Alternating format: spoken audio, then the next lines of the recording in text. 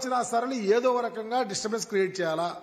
ఈరోజు మా పేదవారైనటువంటి వాళ్ళు ఈ సమాజంలో ఎవరు డిజర్వర్స్గా ఉన్నారో వారికి సహాయం చేసే వ్యవస్థను ఆపించావంటే ఆపించావు.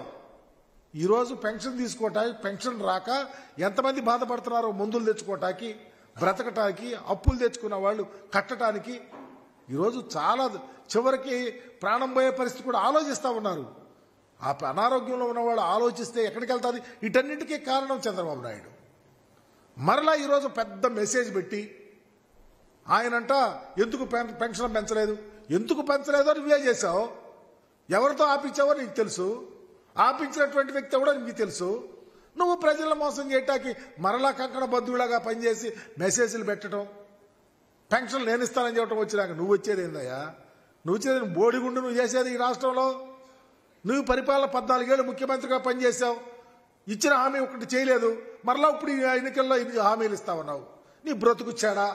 ఈ రాష్ట్రంలో నువ్వు ఏడవలేక 175 నియోజకవర్గాల్లో క్యాండిడేట్లను పెట్టలేక అప్పు తెచ్చుకొని అరువు తెచ్చుకొని నువ్వు ఇష్టం వచ్చినట్టు బిహేవ్ చేస్తా ఈ రాష్ట్రంలో ప్రజలను మోసం చేయాలి ఒక ప్రక్క చేస్తా ఉంటే నువ్వు ఒళ్ళు బలసి మాట్లాడుతూ ఉన్నావు. ఒక ప్రక్కేమో వాలంటీర్స్నేమో కట్టడి చేయాలని ఆలోచిస్తూ ఉన్నావు, భయపెడతా ఉన్నావు, చేసుకొచ్చావు. ఈరోజు పేదలకి సహాయం చేసే అవకాశం లేకుండా చేశావు.